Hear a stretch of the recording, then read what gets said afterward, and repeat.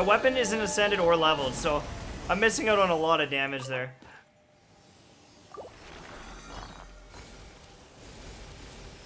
Is there anything good? Is there any golds or good little gamer guys? Anything good? Oh, there's a gold. Oh!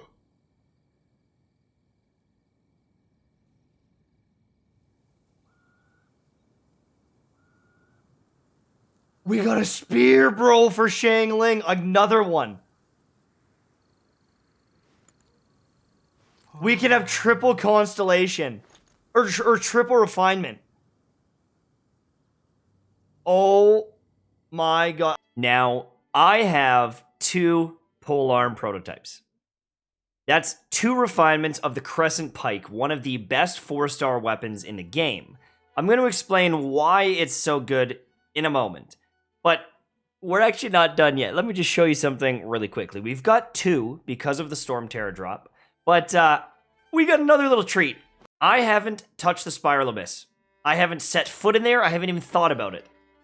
But at floor 3, chamber 3, not only do you unlock Xiangling, you get another polearm prototype. Meaning we could get a 3 refinement Crescent Pike, which would be absolutely, it would be just gross.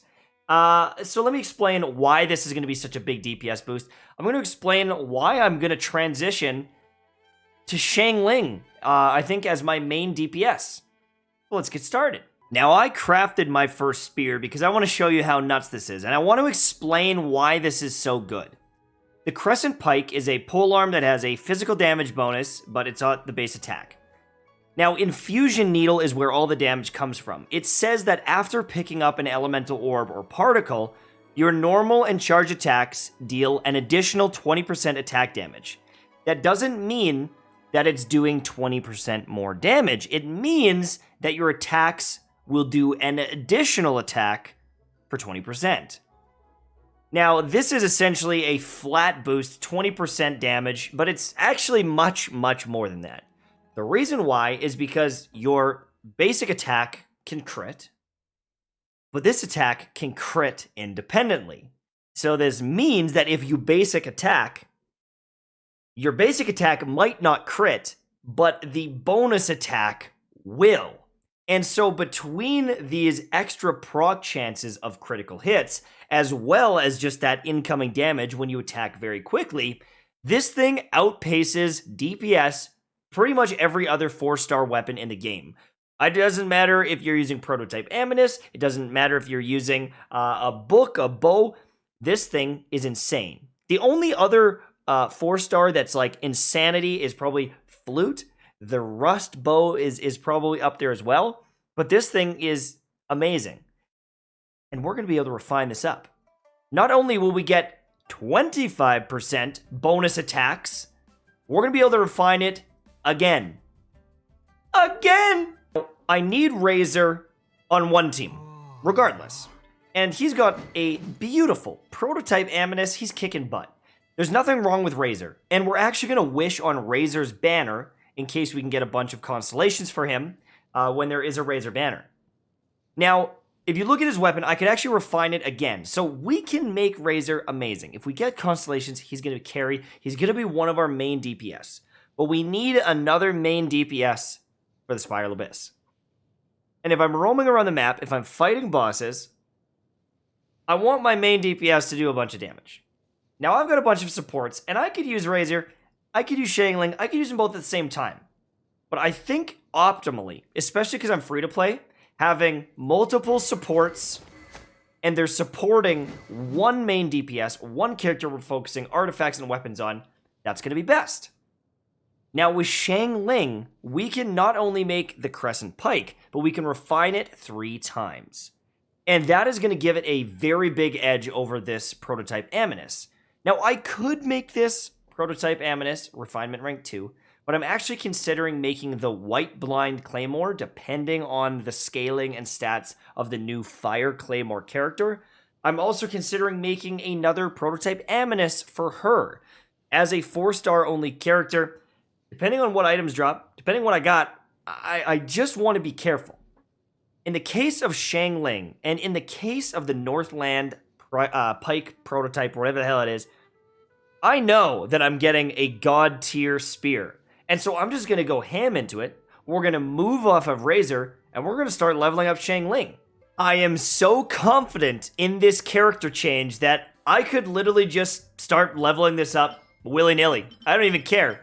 I'm so confident in this, I could equip this book here, give it some experience.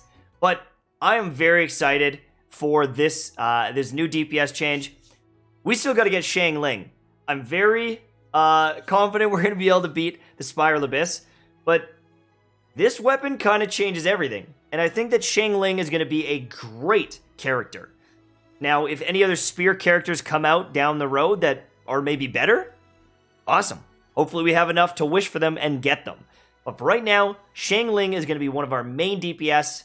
Let's get it, boys. I'm excited. So we leveled it up to 40, and luckily for me, tomorrow is Thursday, meaning we can farm these up, we can get this thing to level 60, and we're going to have the most nutty Xiangling. I'm going to show you some damage comparisons between my Razor and Xiangling. We'll use the exact same artifacts. I'll split them between them, and you can get a peek at how powerful that this spear can be. And that extra refinement rank is just a little cream on the top of the sundae, if you know what I'm saying. A little cherry right at the tip. That's pretty much it. I got a big farming day tomorrow. Make sure you're watching the stream. Make sure you're following twitch.tv/mtashed. I'm posting this late because I'm so excited. I'll see you in the morning. I love you. Good night.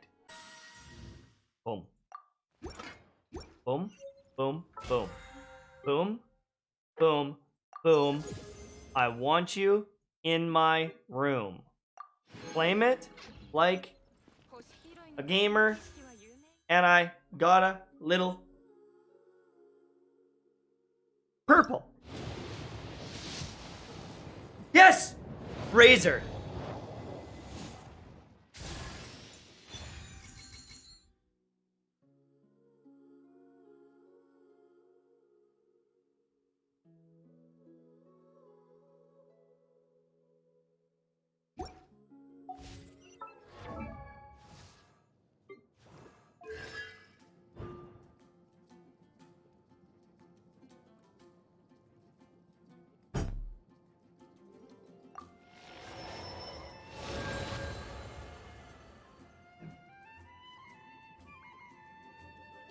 All right, better than nothing. At least it's at least like I do use Barber from time to time, so that's all right.